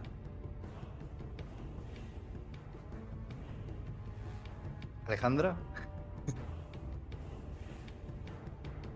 Mayor rédito posible. sí, pero yo simplemente lo decía pues por algunas cosas que no puedo concebir, como la relación de amor con Tauriel y no sé si era Philly o Killy, la verdad. Gilly. Eh, sí. O Sí, también el tema de Legolas, también sí. enamorado de Tauriel. Bueno, a ver, no tiene sentido que si Beorn, o sea, que si en el libro con el capítulo de Beorn es tan largo como el de las minas de los Trasgos, pues que el de las minas de los Trasgos dure 45 minutos y el de Beorn dure 5. O sea, no tiene sentido, si estoy de acuerdo. Pero bueno, ya te digo, al final, pues... O sea, yo lo único que digo es que sí, son malas películas y son malos productos, aunque haya gente que los haya disfrutado, solo faltaría. Pero no toda la culpa se le puede echar a Peter Jackson. Y esto es lo que No. digo. Dice Cristian Nieto que la desolación de Smaug es muy Guillermo del Toro. Pues precisamente ahora que lo dices, el personaje de Beor me recuerda mucho a este tipo de características físicas de los personajes de Guillermo del Toro, como en el Laberinto del Fauno, la verdad. Al propio Fauno del Laberinto del Fauno, sin ir más lejos. Es muy complicado, la verdad. Comparto lo que dices defendiendo a Peter Jackson, pero criticando íntegramente a la trilogía. Luego él mismo creo que reconoció que se arrepintió del resultado y tal y cual. Es complicado. Sí que es verdad lo que dice Alejandra también, que le sacó el máximo partido, pero yo no las considero canon, simplemente digo eso. Pero ¿y las películas sí que las consideras canon, las del Señor de los Anillos? Sí, porque me parece que sintetizan cosas del libro, pero no inventan, excepto algún detalle conveniente de guión. Sin embargo, las películas del Hobbit inventan demasiado, o sea, quitando los apéndices, que mete tema de los apéndices también, ¿no? Con estas excursiones de Para Gandalf. lo que puso, mejor no haber puesto nada, pero sí, algo Claro. cogió. Pero bueno, el editor de aquí de Twitch, que es mi primo, ultra defensor de la trilogía, seguro que está contento con algunas de las declaraciones de Bernard. Y sí que es verdad que atrajo un nuevo público, ¿no? Como puede pasar con la trilogía nueva de Star Wars, pero bueno, eso es otro tema. Respecto a la La serie, comparación aquí has colado, ¿eh? es la tercera ya, ¿eh? Es la tercera. Pero bueno, ya no lo menciono más. Respecto al tema de la serie sin nombre, del Señor de los Anillos, de Amazon. Voy a invitar al editor a que ponga la siguiente imagen, que es la imagen de Valinor. Es la única imagen que tenemos de la serie. Y como analiza el propio Bernard en sus vídeos, es obvio que se trata de Valinor. La estamos viendo ahora mismo en pantalla. Y aunque no quiero que Bernard lo cuente todo al máximo detalle, porque él tiene un vídeo bastante reciente explicándolo sobre ello, el cual podréis ver para complementar más información. ¿Qué detalles significativos de esta imagen nos comentarías para saber qué es Valinor y en qué momento nos encontramos del Silmarillion? Bueno, para saber qué es Valinor, lo único importante es que al fondo de la imagen, en la parte derecha, bueno, centro derecha, hay los dos árboles. Y el hecho de que haya ahí dos árboles, o sea, dos árboles, se entiende, gigantes que producen luz, solo puede indicar que se trata de Valinor en una época que se llama la Edad de los Árboles. No hay más. O sea, esa es la deducción. Más allá de esto, pues bueno, podemos hacer deducciones de si estamos mirando hacia el este o hacia el oeste, o de qué personaje es el que está ahí, o de cuál es esa ciudad, pero bueno, el hecho de que se trate de Valinor es porque hay los dos árboles ahí en el fondo. Totalmente. Y esto me lleva a pensar, hablando antes de batallas, por ejemplo, de la Primera Edad, pues que tú comentabas que sería en forma de prólogo, lo más probable. Yo creo que probablemente el primer y segundo episodio veremos, quién sabe si, por ejemplo, la Guerra de la Cólera, un poco a manera de cómo vemos en El Señor de los Anillos eh, la batalla ¿cómo se llamaba? De la Alianza. La batalla de Dagorlat. Sí, un poco así a manera de prólogo, ¿no? Puede que la veamos así, unas pinceladas, si es que realmente es una página de libro, algunas cosas como la Guerra de la Cólera, ¿no? Entonces seguramente tendremos un prólogo de 1 o 2 episodios, los de Bayona, ¿no? Sí. Y luego ya, pues me imagino y supongo que entrará en la segunda edad. Quiero preguntarte un poco si compartes nuestro miedo, perdón, en cuanto a expectativas de la serie y sobre todo tú, que tienes un canal de YouTube cuyo contenido está muy ligado a ello. Muchas gracias, Vicente, por seguirnos. ¿Qué impresión te da? Obviamente esta imagen me imagino que será un motor de optimismo, ¿no? Para los que estamos esperando, pero ¿qué expectativas tienes antes del lanzamiento dentro de un año de la serie? A ver, no por tener un canal tengo más miedo o menos miedo. O sea, al final yo creo que la gente, bueno, si la serie tiene éxito, pues mis vídeos tendrán más visitas, pero si no la tienen, o sea, si no tienen éxito, si la serie no tiene éxito, no tendrán menos visitas los vídeos.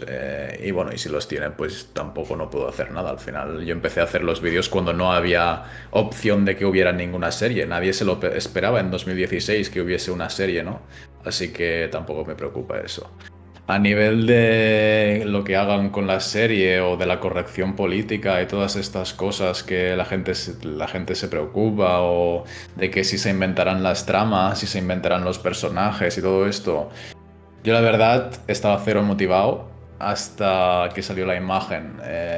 Llevábamos un año prácticamente sin bueno, un año y medio prácticamente sin información de nada. Me sentía maltratado, o sea, estaba yo indignado como fan porque me sentía maltratado de que no nos dieran absolutamente ninguna información. Estuve el otro día mirando, en todo 2020 solo hubo 3 tweets en la cuenta principal de Amazon, o sea, en todo un año 3 tweets. Hubo 6 en realidad, pero 3 eran porque se había muerto gente relacionada con el mundo del Señor de los Anillos, como Ian Holm, por ejemplo, que es el actor de Bilbo, de la trilogía original, que se murió.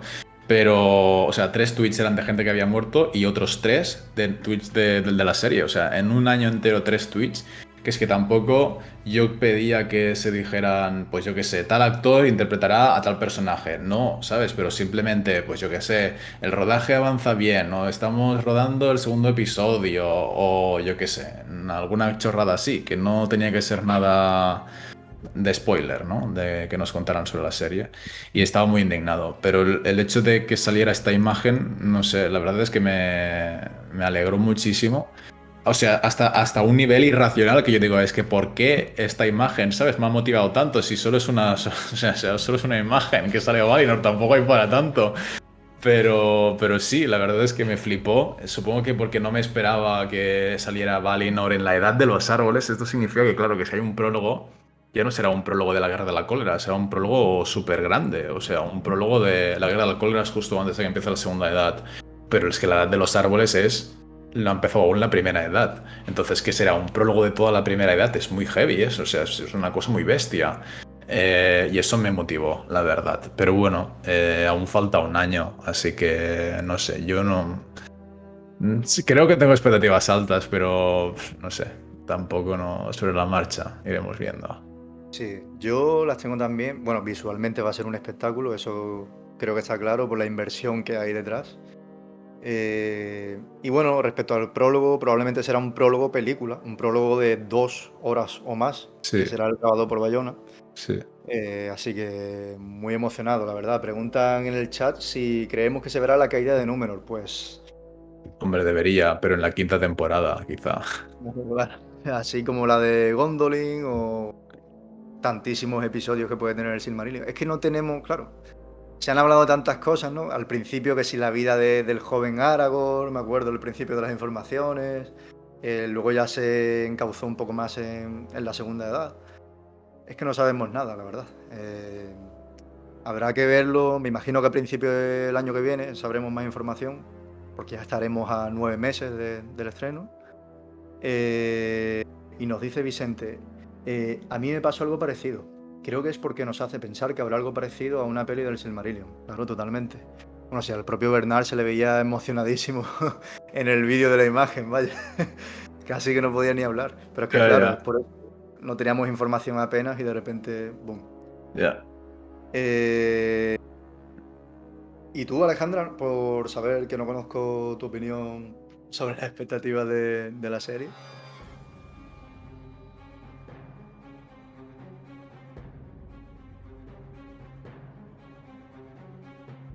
Igual que vosotros. Un poco a expensas y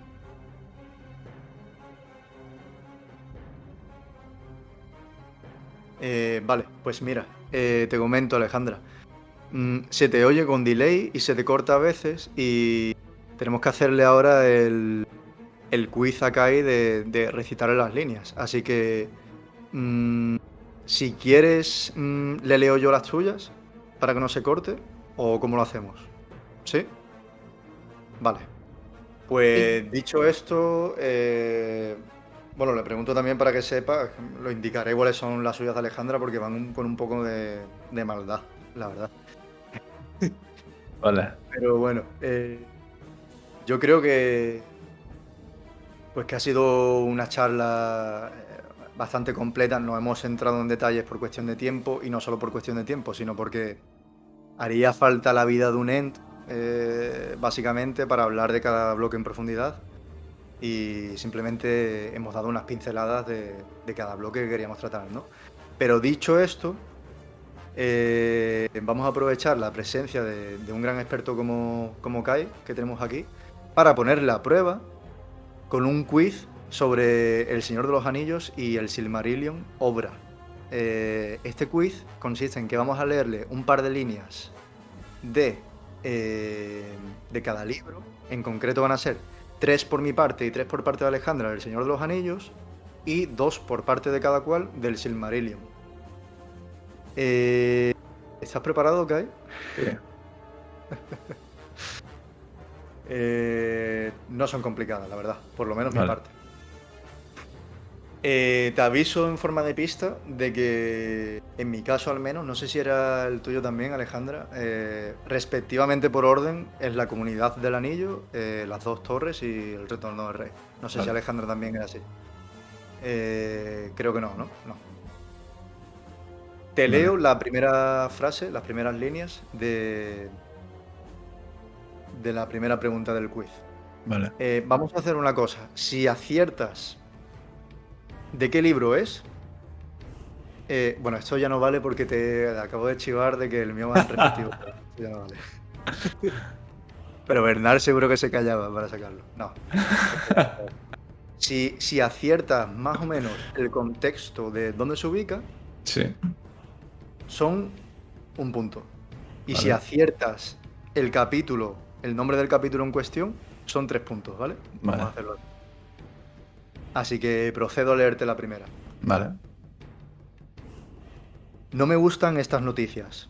El retraso de Gandalf no presagia nada bueno. Pero está dicho, no te entrometas en asuntos de mago, pues son astutos y de cólera fácil. Yo creo que esto se lo dice Gildor Inglorion y en la Comunidad del Anillo y debe de ser en el capítulo 3. 3 es compañía. Correctísimo, ¿eh? Eso es correcto. Son 3 puntos para Kai. Vamos. Tengo que admitir que le he chivado las respuestas a Bernard antes de empezar. No, es mentira, pero impresionante, ¿eh? De hecho, Alejandro y yo somos súper fan del libro también y cuando nos hemos hecho las preguntas mutuamente nos ha costado, ¿eh? Pero ni te las has pensado, ¿eh? Bueno, el Así retraso solo podía ser en el Pony Pisador, pero cuando has dicho en asuntos de magos, no sé qué, tenía que ser Gildor. podía confundir con Bri también, como tú dices, sí. Así que procedo a leerte la primera de Alejandra, Vale. que como verás va un poco más a maldad. ¿Hay en esta pandilla alguien con autoridad para tratar conmigo? Es un guión. Hombre, a ver, es que como me has dicho esto, ahora estoy dudando. Espera que piense.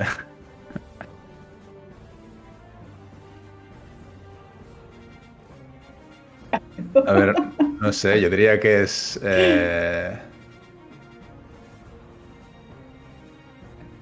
bueno, yo diría que es Si te Boca de doy una Sauron. pista, ¿cómo? Repite. Yo diría que es Boca de Sauron en el último capítulo del quinto libro, en el Retorno del Rey. Y se llama La Puerta Negra se abre, creo. Iba a darte una pista, pero ¿para qué? ¿Para qué?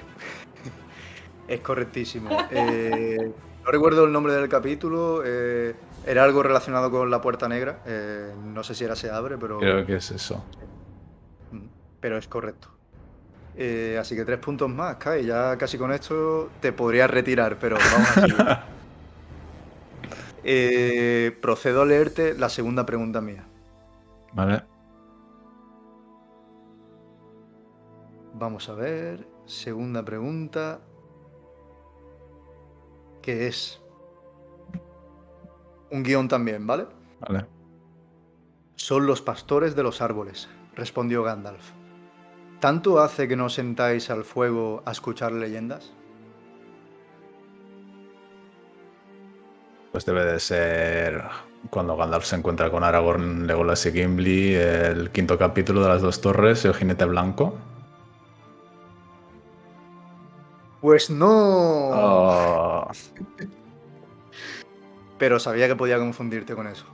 De hecho, el capítulo es El camino a Isengard Es verdad. Vale, vale, sí, y sí, la sí. conversación va dirigida a Theoden, que ya casi no recuerda que los Ent que viven, que son casi sus vecinos, no recuerda que eran reales y se sorprende al oír hablar sobre ellos. Vale, Pero vale. sabía que podía confundirte con eso, obviamente he ido a pillar. Pero bueno, pasamos a algo peor, que es la segunda pregunta de Alejandra. Vale. Aunque creo que esta puede ser la más fácil de ellas. Aquí yacen todos los hombres de la marca que cayeron en estos parajes.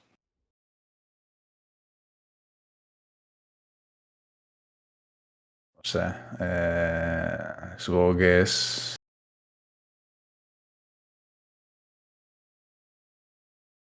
Joder. Pues del mismo capítulo, diría, de cuando van a los huevos de Lisen. Y la respuesta del capítulo, Alejandra, si no se te oye, puedes escribirla en el chat. Pero se trata del enterramiento de Threodet, que solo se ve en la versión extendida en las pelis, si no me equivoco. Joder, pero eso es trampa.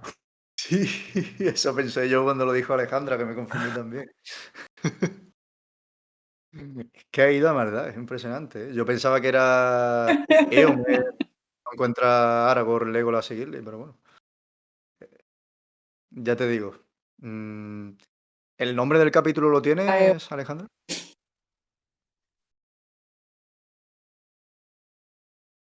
Sí. Sé que cuando están allí que han enterrado recientemente a Theodred. No sé si me oís. Sí, Sí. sí, sí, te oímos. Ujú. Chat.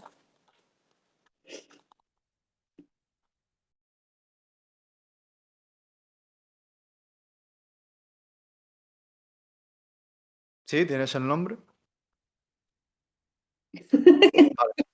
Tú sigue y yo te lo escribo. Yo te lo Alejandra, que escribo. va con delay, va a buscar el nombre del capítulo. Pero ya te digo, durante el enterramiento de Freode. Debe Vamos de a pasar ser a... el rey ¿Sí? del castillo de oro, se tiene que decir. Probablemente porque es el primer capítulo cuando llegan a Edoras, si no me Sí. equivoco, ¿no? Sí. Mm. Eh, Así que probablemente yo creo que también. Así que saltamos a mi segunda pregunta, que No, obviamente va tu con esto tercera, de ¿no? menos. Tu ¿Es mi tercera. tercera? ¿Es mi tercera? Puede ser, ¿no? Sí, la segunda Sí, era sí, la de los Ents. sí, sí, es mi tercera, cierto. Pues mi tercera es, atento, Pippin conocía aquel grito estremecedor. Era el mismo que había oído en los marjales de la comarca. Pues. O capítulo 1 Minas Tirith o capítulo 4 El sitio de Gondor. Voy a decir. El sitio de Gondor.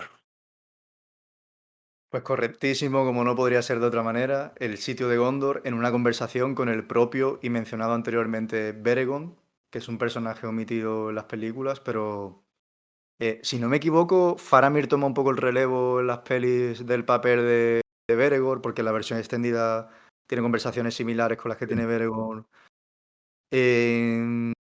Cuando le dan la primera cota de malla a Sí. Pippin. Sí, pero sí, la has clavado.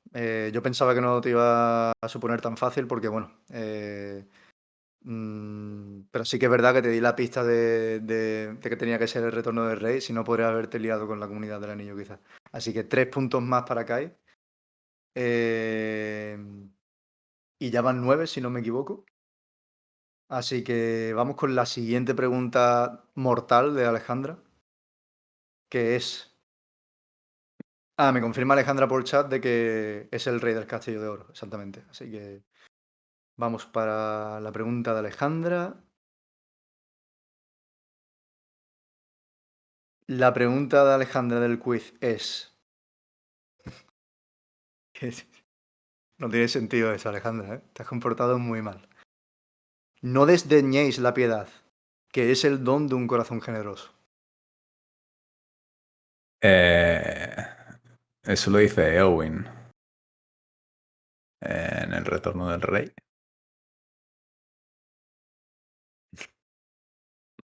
Pues casi, porque se lo dicen a Eowyn, no lo dice Eowyn. Ah, se lo dice Faramir. Se lo dice Faramir, exactamente. Me imagino, sin saberlo, porque no sé el nombre del capítulo, Alejandra, pero me imagino que será en las casas de curación. En el capítulo de las casas de curación, en el Retorno del Rey. Sí, ¿no? Correcto. Así que 3 puntos. Bueno, 1,5. 1,5, 2. Vamos a dejarlo en 2, por no decir el nombre del capítulo. Pero esto me ha sorprendido muchísimo, porque yo cuando la leí pensé, si es que esto no tiene ningún contexto aquí. 3, aquí hay 3.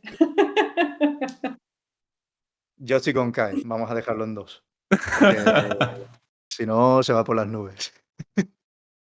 Pero es que yo cuando la leí al principio pensé, si es que no tiene ningún contexto esta pregunta aquí. Ya, Pero sí, la has cazado rápido. Bueno, saltamos con Silmarillion a ver qué tal. Me vale. imagino que habrás releído algunos pasajes para hacer algunos vídeos, quizás, y por tanto algunos te suenen. Sí, Voy a empezar con el primero de Alejandra, que dice vale. así. ¿Acaso no hace mucho que descansamos de la lucha y no se ha renovado ya nuestra fuerza? Esto lo dice Tulkas en un concilio de los Valar.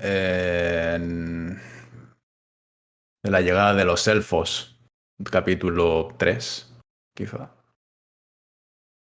Correcto, totalmente correcto. 3 puntos más para Bernard. Eh, Tengo que admitir que aun sabiendo lo que hay detrás de la figura de Kai-47, lo he subestimado totalmente, porque yo leía las preguntas de Alejandro y se lo decía, le decía, vamos a ver, una cosa es que sea un experto de la Tierra Media y otra es que lea una frase random y te vaya a decir lo que es. Pero bueno, me he equivocado, mea culpa. 3 puntos más para Kai. Gracias. Eh, y ya que la tengo delante, voy a leer la segunda y última de Alejandra y ya salto con las 2 últimas mías del Vale, Silmarillion, si te parece bien, Bernard. vale. Sí. Esta sí la acerté yo, porque es de mis partes favoritas. Salve, gusano de Morgoth. Feliz encuentro de nuevo. Eh, Turin Turambar, en el capítulo de Turin Turambar, capítulo 21. Exactamente. Y el gusano, por supuesto, para quien no lo sepa, es como Claro. definía, claro, era Glaurung, que es como definía siempre Tolkien a los dragones que no eran alados, que se arrastraban simplemente. Pues 3 puntos más para acá, y claro que sí. Superando mis expectativas sorprendentemente. A ver, esta Voy a era fácil. leerte... Era fácil, La, yo lo la del sabía también. gusano era fácil. Ahí llegó un momento de punto de inflexión, Alejandra, en la que dijo, por favor, no voy a pasar mi momento. Bueno, voy a leerte las 2 últimas mías del Silmarillion, Vale. que son: entonces, sin más, lo condujeron a la espantosa presencia de Sauron. Y Sauron dijo, me entero ahora de que estás dispuesto a hacer un trato conmigo. ¿Cuál es el precio? Corlem el desdichado, capítulo 19, Beren Luthien. Es que esto, además me lo has dicho antes, antes hemos visto la foto. Claro, claro, por eso te dije de que había alguna foto por ahí que podía servirte de pista para refrescar, Vale, vale, vale, pero vale. me di cuenta tarde durante el directo de que la había cagado, tengo que decirlo. O sea, no lo había pensado antes. Si ya le voy a poner acá y la imagen de la pregunta del quiz que le voy a poner después, apague y vámonos. 3 puntos más para Kai y atención porque si acierta esta última, se quedaría, no recuerdo cómo se llama este chico del pasapalabra del pleno, que ha estado ahí media vida para hacer el pleno, pero se quedaría solo a una pregunta fallada de hacer el pleno, lo cual me parece totalmente sorprendente. Última pregunta. Me metes presión, ¿eh? Antes de decirla. No, yo creo que ya ha superado los mínimos de sobra, vaya, así que ya se Bueno, juega sin presión. Procedo a leerla. vale. Por fuerza tenían que navegar hacia el este, pero sus corazones se volvían siempre hacia el oeste. La Calavez. Los Númenóreanos. Correctísimo. Y fíjate que esta lo estuve comentando con Alejandra, que podía ser un poco más complicada, pero esa pequeña pista que te da de nostalgia y del oeste, pues obviamente era bastante significativa pues de Númenor y de los numeronianos, ¿no? Así que, Kai, semipleno, ¿eh? A una pregunta de Alejandra porque ha ido con maldad de superar, que por cierto, ¿cuál era? Que ya no lo recuerdo. Ah, la El de... funeral de Theodoret. Y de las más tontas, podríamos decir casi, pero que iban un poco a pillar. Así que sumas un total de 6, 9, 11, 14, 17, 20, 23 puntos de 26 posibles. O sea, No, 22 será. Que en una a pregunta 22 por los 2 puntos, ¿cierto? Sí. Iba a decirte, casi se me escapa, que solo Kai podría superar esto, pero no. Lo tenemos presente. Bueno, muchas gracias. Ha sido un placer este quiz. Tendríamos que haberle hecho uno a Eduardo Segura y luego hacemos la comparación del cara a cara aquí. ¿Quién sabe más de la Tierra Media? No, no. No hay que hacer eso. Nah, las comparaciones son odiosas. Son odiosas. Así que, bueno, Bernard, yo como le decía a Alejandra, solo invitar a Viggo Mortensen, para mí, bajo mi gusto, podría superar tu presencia hoy aquí en Dosis. La verdad que ha sido todo un honor. Obviamente, tanto como la gente que ha estado ahí presente, como Alejandra y yo, somos grandes admiradores tuyos desde hace años, y también el editor. Permíteme decirte que el editor me dijo antes de empezar, hay que ver lo que es la vida, que me ponía en cuarto de la ESO hace años ya los vídeos de Kai para relajarme antes de los exámenes, y ahora está aquí en la misma llamada que yo. Grande editor. Así que un saludo al primo Luis. Un saludo. Muchísimas gracias nuevamente por acompañarnos hoy, Bernard, que sabemos que siempre pues estás demasiado liado pues con temas del canal o en la redacción de futuros proyectos de tu libro. Así que un placer que hayas estado casi 2 horas aquí con nosotros. No, gracias a vosotros por invitarme y por hacerme este quiz tan guay, porque está bien retarse a sí mismo de vez en cuando. Así que muchas gracias, lo he pasado fenomenal y eso, cuando queráis hablar del demonio de Arbenios, repetimos. Totalmente, esa queda pendiente. Y por supuesto, si hay alguien que no lo creo en el chat que no esté suscrito al canal de Kai, por favor que lo haga. Si sois fans de la Tierra Media, es imprescindible. O sea, es el mejor creador de contenido de habla hispana de la Tierra Media y los números lo avalan al 100%. Así que ya sabéis. Gracias. Pues nada, Bernard, ya sabes, queda pendiente otra charla sobre el demonio de Arbenios. Un placer Perfecto. haberte tenido aquí. Muchas gracias. Muchas Gracias, nos vemos, un besazo.